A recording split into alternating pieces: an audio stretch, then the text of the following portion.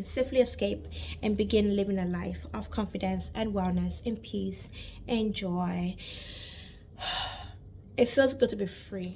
Hello folks, how you doing? It's a girl in your Lola Woye, and I'm so excited to be here with y'all today. Today's episode is great. It is packed full of value. Trust me, from the start to the end, you're gonna learn so much. You're gonna get so much out of it, and you're gonna be able to use it, and you're gonna be able to safely escape narcissistic abuse, and it's gonna be so wonderful for you. Before I say the next part, I just want to say something. I know I've made videos about this, but I am so grateful that we're at 10,000 views on this channel. You all,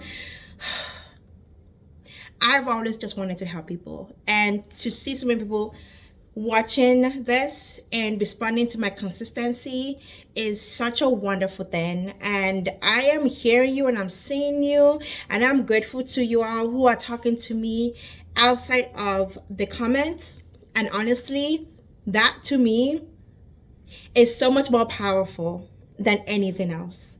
You know, hearing people say, I'm watching this, my friends are watching this, they can't subscribe yet because of what they're going through, but they're learning so much.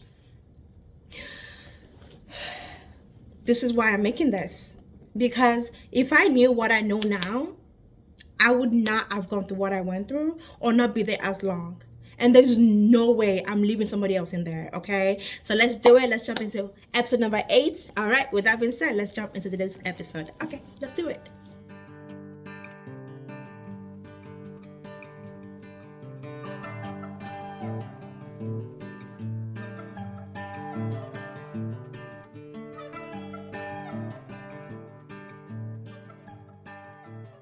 Okay, the purpose of this series has never been and never will be about me telling you to leave or to stay. However, this is for those people who know they are ready to leave. They want to leave, but they feel stuck and they don't know what to do. They want to know, how do I do it? Who do I go to? Would this be making things worse for me, or will it make it even worse for my children?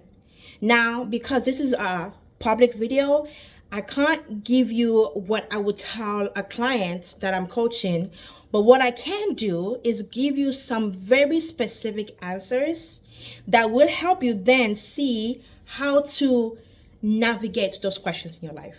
Okay?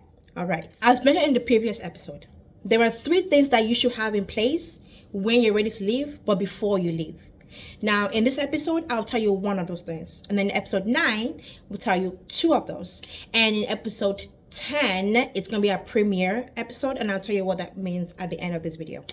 Okay, so we said in the past episode that there are certain things that I did not do when I left the first time that I was forced to go back to my narcissistic abusive spouse, okay? So here are some things that you absolutely must have ready before you go. Now, it is important that you do your homework. After this episode, make sure you research how things are done in your state and think about your own case.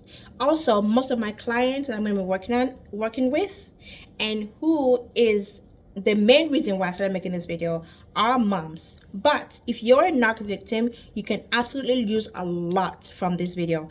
There might just be some things that might not relate to you because I'm gearing it towards mom, and that's totally okay. Just use what you can use and what will bless you and go from there. So the first thing that you must do before you pack your bags and leave is 1, have an untraceable accommodation. Now, I'm going to tell you a little story, a little tea time, okay? The DV shelter was not the first place I went to when I was planning to leave. I had left a couple times before I even went to the DV shelter. But here's what I did. I went to somebody who has already shown me in the past that they're not for me, right? They are not going to protect me or keep me safe. But I felt so desperate that I just went straight to this person, okay? When I got there, I told them everything that happened, and they said, oh my goodness, I can't believe that happened. Like, that's abuse, and that's not okay. And they were upset, and I thought, oh, okay, maybe I misunderstood. Maybe I am safe with them, okay? I said, okay, I just need 1 night to just get my head in the right place. And then they're like, no, you're safe here. Those were the exact words. You are safe here. Okay. So fast forward about 20 minutes. I got the kids settled, my son, my daughters, they were settled, and I was going to take a bath. And then I went to the bathroom, and I think I focused on my bag, and I came out to get it, and they said, you should actually go back to him because he's still your husband. I'll be praying for you. And I thought to myself, what? Oh, I was in shock. Like, I went into freeze mode. And in my head, I was thinking, okay, at least I have tonight, right? But obviously, I'm not safe here. What?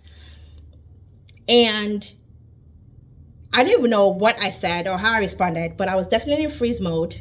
And then I went to the bathroom, took a shower, came back out. Now, where I lived with my, soon-to-be ex-husband and where the person lives is about 20 minutes drive, okay? So, when they say you should go back to him, he's still your husband, I'll be praying for you, and me taking a shower was about maybe 5-ish minutes. And then as I came out, I heard a knock on the door, and the person said, that's him now. I say, him who? They said, your husband. Two things occurred to me. One, I'd only been in that place for 25 minutes. Two, I did not tell my husband where I was going. And yet, he was at the door. One thing that most people don't know is that there is more than fight, flight, and freeze. There's a third one called the fun. And I went into fun mode. And like a zombie, as he came in, I packed my kids and I packed my bags, and prayer was being said. I definitely did not say amen. I just followed him back. That was not an untrustable location. I chose to go to a place that he could have found me, and he did. So, how do you find an untrustable location? Now, you may be wondering, Inyolu, why didn't you just go to a new place? The very next day or after he's gone to bed or something. Why don't you just pack the kids again and go to a new place? Good question. In episode 10, I'm actually going to tell my full story and it will make more sense then. But for this episode, let's focus on how to find an untraceable accommodation. Number 1, begin early. From the moment that I went to where I just told you about and when I actually found a place in the DV shelter was weeks. And it wasn't just weeks of me just twirling my finger and waiting. No, DV shelters fill up fast, especially if you are a mom like me who has 3 kids. It's hard. It's hard to find a place. So start early. DV shelters fill up fast. Number 2, go wide. Okay? For your safety, do not search in the county where your narc lives. Okay? Your situation is what matters, not so much the location. Now, you may be told by social workers, you may be told by friends that they want you to stay in your county when you're looking for shelters, but that's not true. Search wide. Where I ended up was 2 counties away from where he lives. So that was really great for me. Search wide. Number 3, listen carefully. Do not share the address with anyone. Did I tell families I was going to DV shelter? Yes. Did I tell friends? Yes. Did anyone know the address? No. Till today, people ask me, what shelter were you at? I'll tell them a general city. Shelters are meant to protect people. Do not endanger other people. Do not endanger yourself. Do not share it. They want to see you. Lovely. You come to their house. Okay? And make sure you have your phone ready, because if it's somebody that's not safe, like the person I went to, they may have brought the other person. They may have brought your narc to their house. So if you have that feeling that maybe you should not meet with them, you're not a bad person for saying, let me settle first. Okay? You can meet in a public place. You can meet in a coffee place. Not the narc, of course. Not the narc. Other friends or family that want to meet with you, but never share the address of your DV shelter. Number 4, know the length of your stay. Different shelters have different amount of time. Some of them say you can be here for 1 night, 2 nights, 1 week, 5 months, 6 months, a year, 2 years. Okay? Depending on what your situation is, know the length of time when you're making the call. Okay? Number 5, eliminate tracking. Okay? When you get the address of a DV shelter that says, yes, we're open, you can come to us, do not text it to yourself. They will not send you a text message. They will never. A true DV shelter will not send you a text message. They will give you for you to write it down. Do not text it to yourself. Write it on a paper. Keep it in a safe place. Okay? Also, if you think that your narc are putting a tracking device in your car or in your phone, go to T-Mobile or whatever company that you work with and tell them your situation and say you want them to check if there's a tracker on it. And if it's your car, go to any respectable mechanic and say, I believe that my abuser has put a tracker on my car. Could you please give me a complimentary search, as in, don't pay for that, a complimentary search, please, to take the tracker out, and they will most likely do that for you. Okay? Number 6, be kind and calm. Here's the truth. When you're seeking a DV shelter, you might call a lot, get different information, be told, we don't have space for that, we don't have space for you, you're not at that level of seriousness, what we do is different from what you want. Hi, Feature Inyolu here. So if you are in immediate danger, do call 911, okay? And do have the phone number of the immediate danger DV shelters ready for you, but don't save it as DV shelter. Save it in a different way that only you will know and your narc cannot trace or figure out. All right, let's get back into the video. And you might be tempted to yell at the 5th person who picks up the phone, but it's not their fault. It's not your fault either. But do be kind to them and be calm. Remember, you're preparing ahead of time, okay? And you will find one, okay? There are many services, there are many resources. You can send me a message, you can send me an email. If you live in Minnesota or in the Twin Cities, let me know and I will connect you, okay? All right, number 7, be ready. Be ready. You call 1, 2, 3, 4, 5, 6, 7. One day, nothing goes through. 3 days later, you call somebody and they say, can you be here today? The only way you can say yes and get going is to be ready. So here's how you do it. You pack a small bag that has everything that you need for you and your kids. And then you hide it somewhere that you can grab very easily. And then you watch the pattern of the narc and watch when they tend to be gone. And for a narc, that's a lot. You may already know. But maybe you didn't realize that before you started watching my videos that narcs have pattern for when they leave you. So memorize that time that they tend to be gone a lot. And if somebody picks up and say, we have space for you and your 3 kids at 7 p.m., and you know that he tends to be gone from 6 to 8, say yes, okay? And as soon as they exit the house, pack your kids, pack your bags and go. Now, what if it happens during the day, right? What if it happens during the day, they are ready? Make sure you communicate with your children's school. This might be difficult. This is why I say do your homework. If you don't feel safe at the school where you're at, you need a social worker, okay? A social worker that can advocate for you within the school. So communicate with the social worker to know that soon you might have to, at a drop of a hat, pick up your child from wherever the school is because there's a shelter that's open up for you and your kids. Most schools are required to be mandated reporters. However, you're the adult in your kid's life.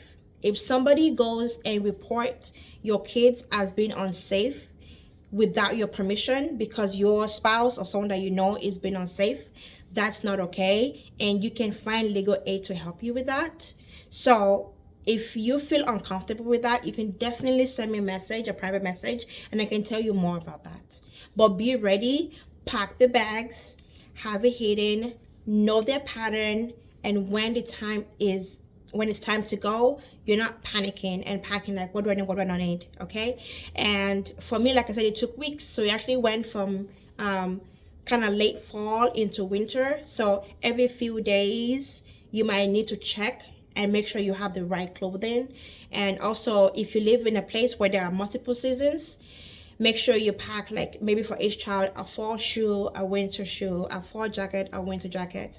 Don't pack too many things, especially if you don't have a big car. You know what you need to do. The main thing is to be ready. Also, you don't have to worry so much about taking as many things as possible. What you do want to take are important documents, so your social security card, their social security card, copies of their birth certificates and whatnot. Have that ready, have that packed up, have it, hidden, and make sure that you just pack the most essential things, because a police officer or somebody from the DV shelter can escort you back to the house as needed if you need more things. Somebody will be with your children at the DV shelter, someone that's trusted, a social worker. Once you get to the DV shelter, there'll be a lot of help. So this is the most important right now, is being ready. Do the 7 steps so that you are ready. And episode 9, we talk about 2 other things you have to have before you exit from your narc, so you can safely escape and begin living a life of confidence and wellness and peace and joy. It feels good to be free. I'm not telling anybody to leave. I'm telling anybody to stay. I'm telling you, if you are ready, there is hope, there is help. Watch all my videos, and we will help you. We will safely escape narcissistic abuse together. What is a premiere? Let's talk about that. So in my 10th episode, which is in 2 weeks, 1, my ebook, First the Sweet, Then the Sour, Unmasking the Narcissist, will be ready for purchase. 2, I will be in the chat for the first hour. So once I post it, I will send a message out on when I'm gonna post.